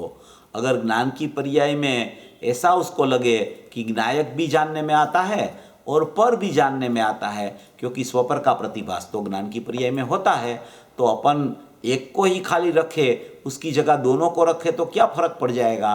तो एक का अस्थि का आविर्भाव किए बिना और दूसरी नास्ति का तिरोभाव किए बिना सम्यक ज्ञान की उत्पत्ति नहीं होती, ऐसा यहाँ कहना है। इसलिए वो उपयोग ही ज्ञायक की सन्मुख होके ज्ञान का आकार में ज्ञायक जानने में आ गया तो उसको आप पर्याय कहो, उपयोग में अनुभूति हो गई कहो, उसको सम्यक ज्ञान कहो, उसको ज्ञेयाकार ज्ञान था वो सम्यक हो गया, भूत नैगम नहीं से उसको ज्ञेयाकार ज्ञान भी कहा जाता है, ऐसा कहो तो कोई दोष नहीं है। शब्द का कुछ नहीं है, उसमें भाव का काम है। ज्ञान में वेदन रूप अनुभूति होनी चाहिए। वो पिछली बार एक बात चली थी, वो भी मैं थोड़ा, ये आपका प्रश्न पूरा हो गया है, आपको कुछ है तो पूछ लीजिए, तो मैं एक बात और बताना चाहता हूँ। आपको बराबर है, आपका प्रश्न का जवाब आ गया बराबर? हाँ जी, हाँ जी। ये एक मेरे को 332 नंबर का बोल द्रव्य दृष्टि प्रकाश का, जो पिछली बार जो अपने, मैं नाम तो भूल जाता हूँ, एक तो मनीषा बेन थे और एक जो भाई थे हिंदी बोलते हैं, उसने मेरे को प्रश्न किया था। वो अपने क्या नाम है, वो हिंदी बोलते हैं वो भाई, मैं नाम याद, शांति शांति भाई थे। तो वो प्रश्न चला था 332 नंबर का बोल मेरे को बोला था, ये द्रव्य दृष्टि प्रकाश का। वो ज्ञान में वेदन की चर्चा चली थी कि वेदन ज्ञान में होता है कि चारित्र में होता है, उसके ऊपर थोड़ी चर्चा चली थी। मैंने उसका जवाब तो वो आनंद की अनुभूति, ज्ञान की, अतीन्द्रिय ज्ञान की अनुभूति का प्रकरण से दिया था। फिर भी प्रश्न उठाया था कि एक 332 नंबर का सोगानी जी का बोल है, उसमें भी कोई अलग से चर्चा आई है। तो वो मैं 332 नंबर का बोल निकाल रहा हूँ, आपको थोड़ा उसमें से बता देता हूँ कि इसमें सोगानी जी को क्या कहना है। देखो ऐसा है, अनुभूति का काल जब होता है ना, तो अनुभूति के काल में तो सभी पर्यायें द्रव्य से अभेद होके परिणमती है, इसलिए उसमें सभी पर्यायें अभेद होके परिणमी, तो वो परिणामी हो गया, पूरा सम्यक प्रकार से परिणामी हुआ। उसमें आप ऐसा कहो कि भाई चारित्र में वेदन आया कि ज्ञान में वेदन आया, उसमें कोई फर्क नहीं पड़ता। चारित्र में सुख होता है और ज्ञान में अतीन्द्रिय ज्ञान होता है। चारित्र में दुख की पर्याय होती है, वहाँ सुख प्रकट होता है। दुख की पर्याय होती है, वहाँ आनंद प्रकट होता है। तो आनंद की भी प्रत्यक्षता बोली जाती है, ज्ञान की भी प्रत्यक्षता बोली जाती है। मैंने वो उस समय स्पष्टीकरण किया था कि चतुर्थ गुणस्थान में ज्ञान वेदन प्रत्यक्ष होता है, प्रदेश प्रत्यक्ष नहीं होता। इसलिए ज्ञान को परोक्ष कहा जाता है, और आनंद हो प्रत्यक्ष होता है, इसलिए उसकी प्रत्यक्षता से भी प्रमाण किया जाता है। मगर ऐसी बात है कि श्रीमद् राजचंद्र जी ने एक बात ली है कि अनुभव लक्ष्य प्रतीत, तो वहाँ उसने प्रतीत तो श्रद्धा में ली, लक्ष्य को तो ज्ञान में लिया, और अनुभव को चारित्र में लिया। तो वो अनुभव लक्ष्य प्रतीत वो शब्द आया है श्रीमद् राजचंद्र जी में। वो अनुभव लक्ष्य प्रतीत माने ज्ञान में आत्मा का लक्ष्य हुआ, तो श्रद्धा में प्रतीति हो गई, और चारित्र की पर्याय भी लीनता रूप से परिणम गई, तो अनुभूति हो गई, ऐसा उसने लिया, उसमें अनुभव लक्ष्य प्रतीत करके। अभी यहाँ जो सोगानी जी को बताना है वो मैं आपको बता रहा हूँ। पूज्य गुरुदेव श्री के प्रवचनों में हजारों बार ज्ञान की प्रत्यक्ष अनुभूति की चर्चा बहुत से प्रवचनों में आई है। इसका विवरण मैं भी आपको बता देता हूँ, इसमें सोगानी जी को क्या कहना है। देखो, सोगानी जी का बोल है 332 नंबर में, उसमें प्रश्न उठाया है कि राग ज्ञेय है कि दुख रूप है। एक्चुअली में तो ये अपना स्वाध्याय चलता था तब लेना था, वो रह जाता, मैं तो भूल जाता हूँ, बात चलने लगती है ना तो याद नहीं आता है। फिर राग ज्ञेय है, वो राग ज्ञेय है कि दुख रूप है। राग की अपेक्षा से बात है कि राग ज्ञेय रूप है कि राग दुख रूप है। ये दो बात इसमें प्रश्नकार ने प्रश्न में उठाई है। तो यहाँ कहने में आया, जवाब दिया कि यहाँ स्वभाव में जो जीव आ गया, जिसको अनुभूति हो गई, तो उसको राग ज्ञान में ज्ञेय रूप जानने में आता है। राग ज्ञान में ज्ञेय रूप जानने में आता है माने कि राग पृथक जानने में आता है। क्योंकि जब वेदन पूर्वक की अनुभूति कोई भी जीव को ज्ञानी हो जाता है, तो वो राग होता है, वो उसको पर ज्ञेय रूप कर देता है, वो ज्ञेय रूप जानने में आता है। और वेदन में दुख रूप लगता है। वेदन में दुख रूप लगता है, उसका अर्थ यह है कि ज्ञान में जो वेदन आता है, वो ज्ञान में ज्ञायक का वेदन तो अनुभूति में चालू रहता है, मगर विकल्पात्मक दशा में ज्ञानी आता है तो राग का जितना परिणमन है उसका भी उसको ज्ञान में आकुलता रूप जितनी भी व्यवस्था चलती है उसका वेदन भी ज्ञानी को ज्ञान में होता है। ज्ञानी को अकेला ज्ञायक का वेदन होता है ऐसा नहीं होता। वो विकल्पात्मक दशा में जब ज्ञानी आता है तो 97 गाथा कर्ता कर्म अधिकार की आप पढ़ लेना, उसमें लिखा है कि ज्ञानी को अनुभव में ज्ञान का और राग का पृथक पृथक स्वाद आता है। खाली एकला ज्ञायक का ही स्वाद आता है, राग का स्वाद नहीं आता, ऐसा नहीं होता।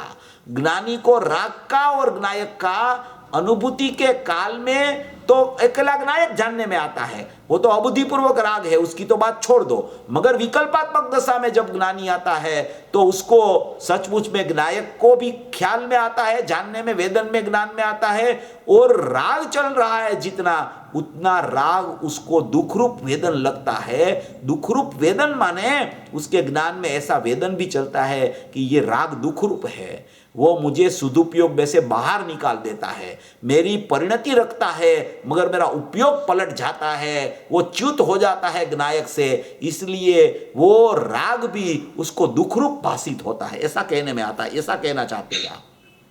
और वेदन में दुख रूप लगते हैं। एक ही समय में ज्ञान में, देखो एक ही समय में ज्ञान में लिखा है, एक ही समय में ज्ञान में जानने रूप और वेदने रूप दो प्रकार के धर्म प्रकट है।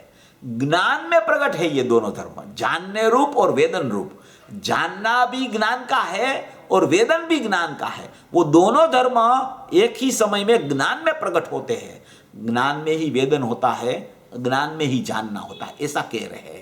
एक ही समय में ज्ञान में जानने रूप और वेदने रूप दो प्रकार के धर्म प्रकट है। जानने रूप धर्म राग को मात्र ग्रेही रूप जानकर ज्ञाता भाव से वर्त रहा है, वो मात्र जान रहा है कि राग है ना वो पर ग्नेही रूप है, मैं तो जाननहार हूं, मैं तो जाननहार हूं, ऐसा जान रहा है।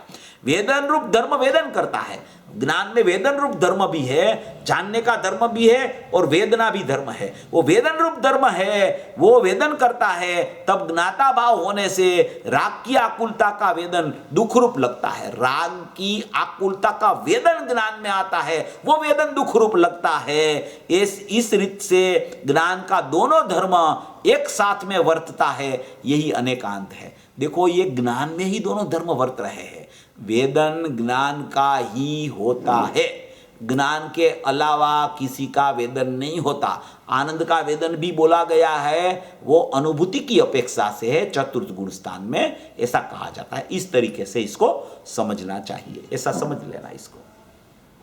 हाँ, यानी बहुत अच्छा आपने बताया। यानी यहाँ पर हम ये भी बात आती है ना, छठे सातवें गुणस्थान में जुड़ने वाले मुनि, भावलिंगी मुनि को भी वो अमृत कुंभ और विष कुंभ आता है, इस तरह का वेदन, इसलिए वहाँ कुछ भी अच्छा नहीं लगता है। जब सुगाली जी को तो सम्यक तो होने से पहले भट्टी जैसा लगता था, वहाँ उनको भगवान आत्मा का भी अनुसंधान से पहले इस तरह का होता है, तो वो क्या है? वो तो उसमें कई बार उसका हम बहुत नहीं चर्चा करते, तो नहीं उसमें उसको दुख लगता है ना। रागादि भाव में ऐसा वेदन आता है। देखो ज्ञान है ना, ज्ञान वेदन के बिना नहीं रहता।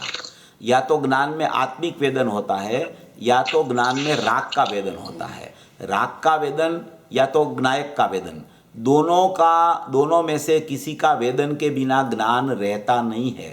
वेदना ज्ञान का स्वभाव है, वेदन ज्ञान में ही चलता है। इसलिए जब तक ज्ञायक का वेदन नहीं आता ज्ञान में, तब तक आकुलता का वेदन, भट्टी जैसा वेदन, राग का प्रकृति का वेदन जो उसको ऐसा लगता है, तो वो भट्टी जैसा लगता है कि इसमें तो एकांत से दुख दुख दुख आकुलता ही है, तो उसको ऐसा ही लगता है कि ये तो दुख का परिणमन चल रहा है। तो ऐसा वेदन ज्ञान में रितसर आता है कि पता चलता है कि ये वेदन दुख रूप है, ऐसा ज्ञान में एहसास होता है, ऐसा उसको वेदन रूप दुख बोला जाता है। ऐसा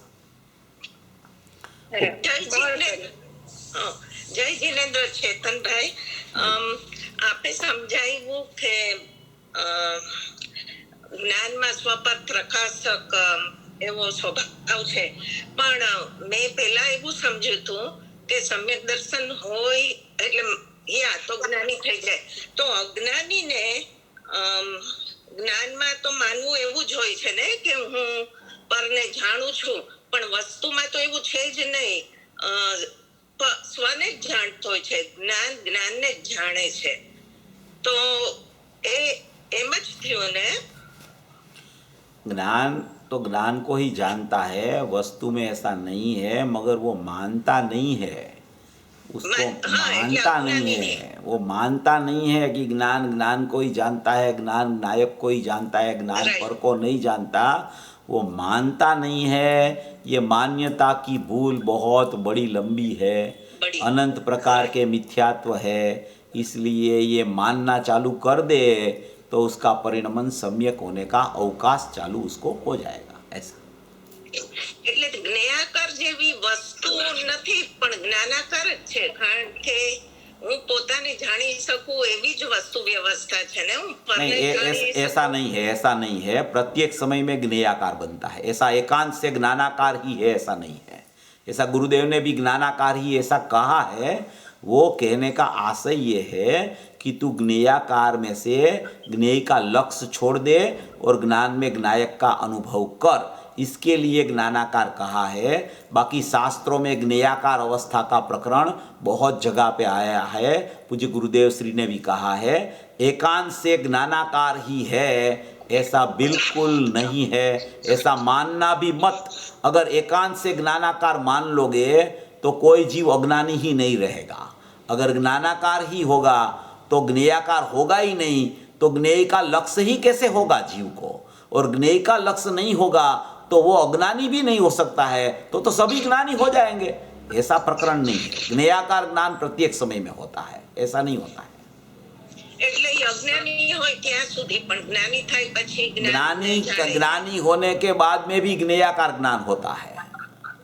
अच्छा, हाँ, ऐसा नहीं है कि एकांत से उसको ज्ञानाकार ज्ञान ही हो रहा है। ज्ञानी का भी विकल्पात्मक दशा वितरागता नहीं होने तक चलती रहती है, तो उसको भी ज्ञेयाकार ज्ञान का परिणमन होता है। यही तो बोल पड़ा अभी अपन ने सोगानी जी का कि राग उसको वेदन में दुख रूप लगता है, तो वो दुख रूप लगता है वो क्या है, वो ज्ञेयाकार ज्ञान ही तो है, और तो क्या है उसमें। ऐसा इस तरीके से। अच्छा, थैंक यू। ચેતનભાઈ, હમણાં ટાઈમ બહુ થઈ ગયો છે, પણ એક સવાલ મૂકું છું। એક સવાલ है कि शुरुआत में आपने पर्याय के परिणामीपना की बात की, पर्यायનું પરિણામીપણું બરાબર, અને એમાં તમે એમ કહ્યું કે પર્યાયના પરિણામ નહીં પણ પર્યાયનું પરિણામીપણું। તો મારો પ્રશ્ન એમ છે કે એ ડિસ્ટિંક્શન થોડુંક વધારે પછી તમે જો સમજાવી શકો। અને એમાં જ્યારે પર્યાયનું પરિણામીપણું કીધું ત્યારે પર્યાયની સ્વસન્મુખતા થઈ એવો અર્થ નીકળ્યો એવું મને લાગ્યું કે જ્યારે આપણે એમ વાત કરીએ છીએ ત્યારે પર્યાય સ્વસન્મુખ થઈ ગઈ એવું છે, એમ છે। મારી સમજણ જરા ક્લિયર કરવી છે મારે। यहाँ जो आत्मा का स्वभाव ज्ञान और ज्ञान का स्वभाव आत्मा को जानना, ये जो कहने में आया है न, वो आत्मा का स्वभाव ज्ञान वो दृष्टि का विषय, और ज्ञान का स्वभाव आत्मा को जानना, उसका मतलब है कि ज्ञान परिणाम से ज्ञायक अनन्य वर्त रहा है, उसका नाम वो परिणामी द्रव्य में अपरिणामी द्रव्य बस रहा है, ऐसा यहाँ बताना है। परिणाम का भेद में कोई अपरिणामी नहीं होता, इसके लिए यहाँ परिणामी में अपरिणामी ऐसा बताया गया है।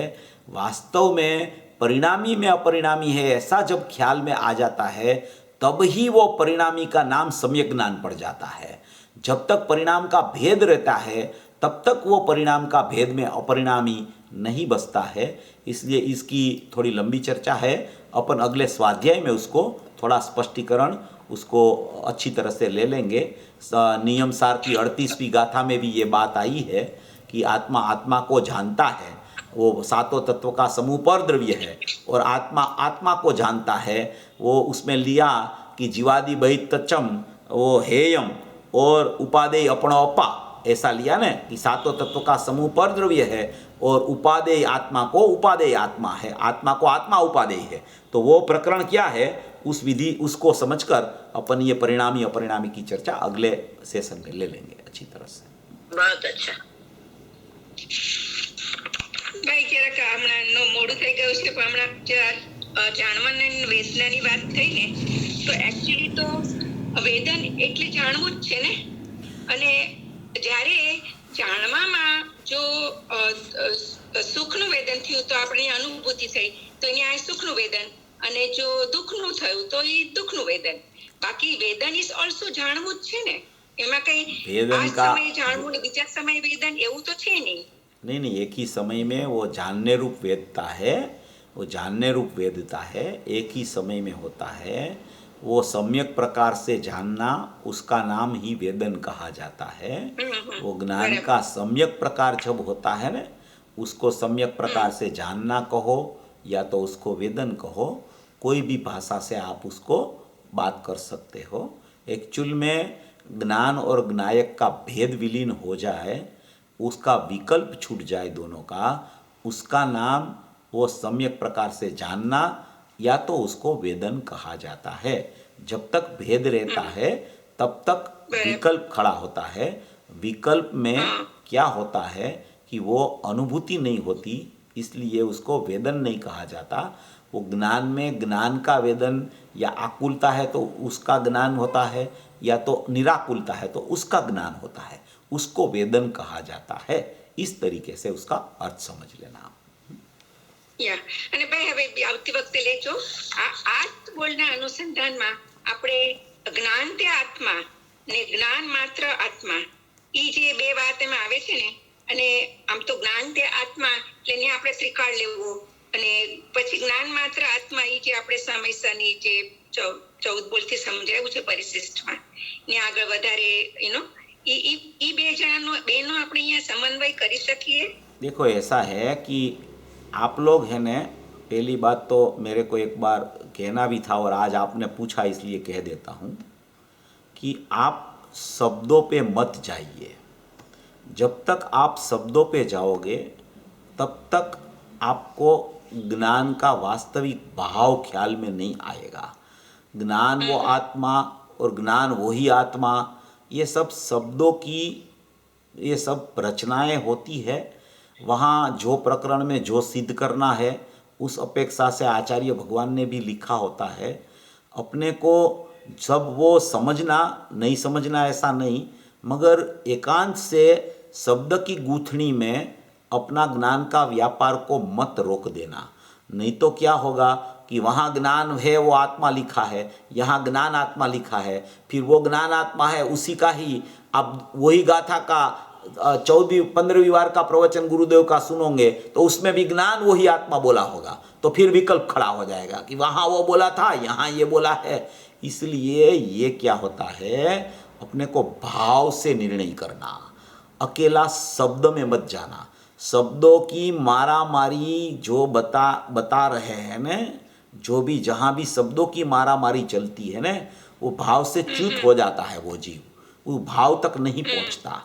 अभी ज्ञायक शब्द कहो कि भूतार्थ शब्द कहो कि अपरिणामी शब्द कहो कि ज्ञानमय आत्मा कहो, ये तो परिपूर्ण तत्व कहो, कुछ भी कहो, अपने को तो अनंत गुणात्मक एक आत्मा को समझना है। उसमें ज्ञायक कहो तो बहुत ऊंचा शब्द हो जाता है, और भगवान आत्मा कहो तो अलग शब्द हो जाता है, परिपूर्ण कहो तो अलग हो जाता है, और उसमें कहे कि एकाकार कहो तो वो एकाकार नहीं है, वो तो एक है। अरे भैया वैसा नहीं होता है भैया, उसमें पूरा ज्ञायक भाव समझाना है। शब्द पे मत जाओ, उसका भाव को समझने का प्रयत्न करने से पूरा जिनागम पूरा जैन दर्शन समझ में आ जाएगा। इस तरीके से विचार करना थोड़ा। हाँ भाई बहुत सुंदर। અને ભાઈ અહીંયા આગળ તો આખું જે આપણે કહીએ ને કે જે જેનું હોય તે તેનું હોય, એવી રીતે આમાં જે જેનું હોય તે જે જેનું હોય તે તેનું હોય તે નહીં, જે જેનું હોય તે તેજ હોય એમ કહેવા માંગે છે। તેજ હોય, અચ્છા બરાબર, તેજ હોય એટલે જ્ઞાન આત્માનું છે, તો એટલે આત્મા જ્ઞાન आत्मा का ज्ञान होने से ज्ञान वही आत्मा है, ऐसा सेटिका की गाथा में लिखा है। ऐसा ऐसा लिखा है। બરાબર, યા થેન્ક યુ ભાઈ। અહીંયા પૂરું કરીએ છીએ। ચેતનભાઈ આપને ખૂબ આભાર, આપણે એક્સ્ટ્રા ટાઈમ પણ આપે દીધો અમને બધાને। આપણે અહીંયા ચિંગવાણી માતા લઈ જઈએ। जावाणी के ज्ञान से सूझे लोकालोक, सोवाणी मस्तक नमो सदा देत हूँ दूर। नाम नौकार मंत्र। नमो अरियंताणं नमो सिताणं नमो आयर्याणं नमो ओवच्याणं नमो लोये सवसावणं। नमो अरियंताणं नमो सिताणं नमो आयर्याणं नमो ओवच्याणं नमो लोये सवसावणं। नमो अरियंताणं नमो सिताणं नमो आयर्याणं नमो ओवच्याणं नमो लोये सवसावणं। नमो अरियंताणं नमो सिताणं नमो आयर्याणं नमो ओवच्याणं नमो लोये सवसावणं। नमो अरियंताणं नमो सिताणं नमो आयर्याणं नमो ओवच्याणं नमो लोये सवसावणं। नमो अरियंताणं नमो सिताणं नमो आयर्याणं नमो ओवच्याणं नमो लोये सवसावणं। नमो अरियंताणं नमो सिताणं नमो आयर्याणं नमो ओवच्याणं नमो लोये सवसावणं। નમો ઓરિયંતાણંગ નમો સિદ્ધાણંગ નમો હૈરિયાણંગ નમો ઓવચ્યાણંગ નમો લોય સવસાવણંગ નમો ઓરિયંતાણંગ નમો સિદ્ધાણંગ નમો હૈરિયાણંગ નમો ઓવચ્યાણંગ નમો લોય સવસાવણંગ. બોલો બોલો ચિન્વાની માતનો જય હો. જય